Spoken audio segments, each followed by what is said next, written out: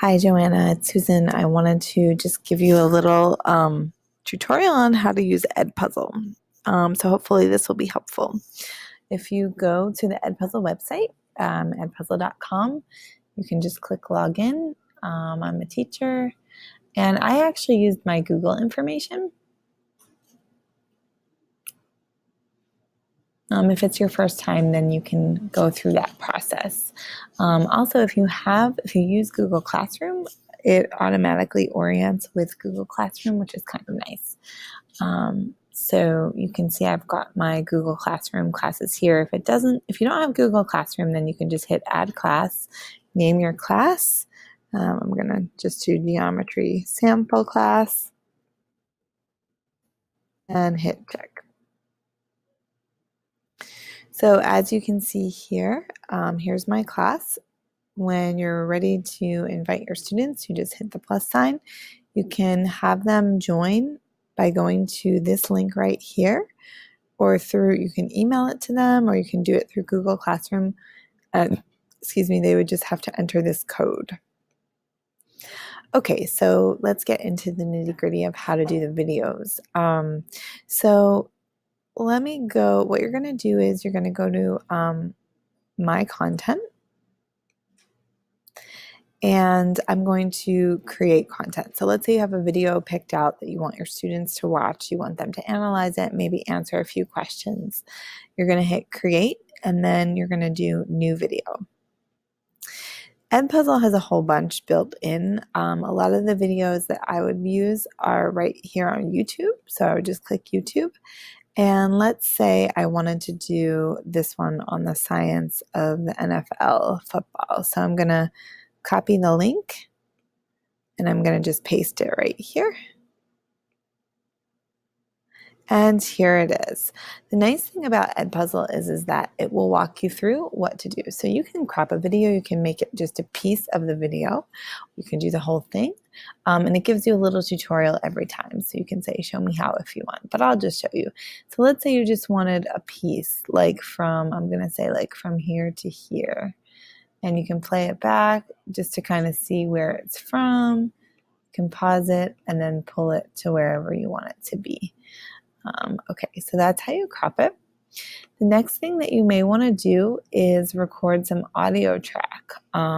Maybe explain it in a way that makes more sense to the kids. So the thing is, though, if you're going to do audio, you would have to record it for the whole entire video, not just like a minute or two. So that's what the audio track section is. Let's say you wanted to have some audio notes. So this would be like something that the students would listen to at a particular part of the video when they get to it. So for example, let me kind of scroll through here.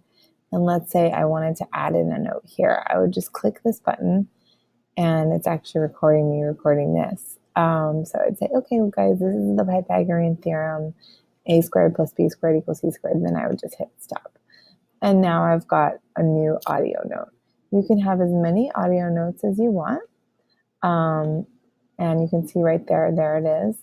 And so that's what the audio notes are. They can't listen to the whole video at once. They have to listen to the audio note when they get there. And the last part, which is what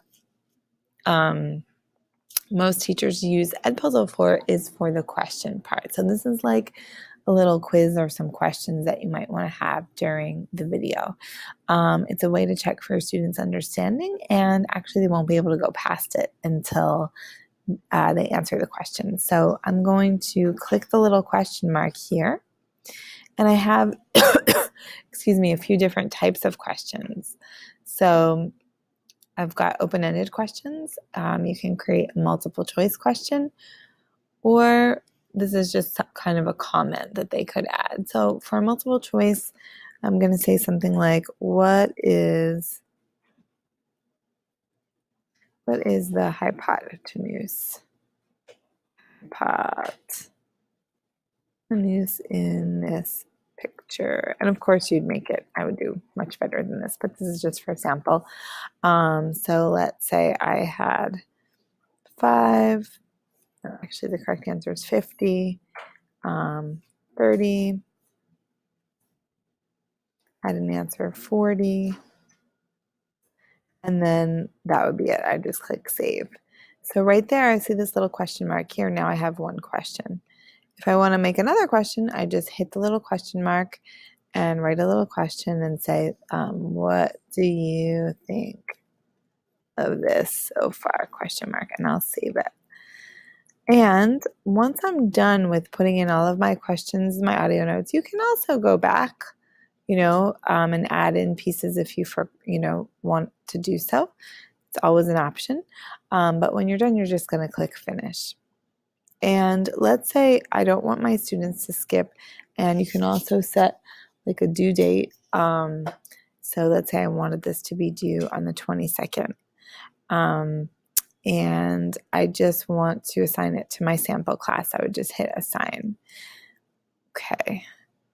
And I'll do that part later. So then let's say you want to actually look at what you've got. I'm going to go into this and I'm going to do watch as student. Now you can see this is kind of what it looks like. See that little lock sign that pops up? That means the students can't actually watch it or get to these questions until they watch the video. So you can always preview it right there.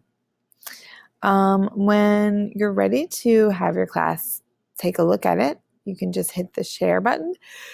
Excuse me. And then, oh my goodness, I'm so sorry. And then you can link it directly to that assignment. So if you're using Canvas, you can just highlight this link and plop it into Canvas.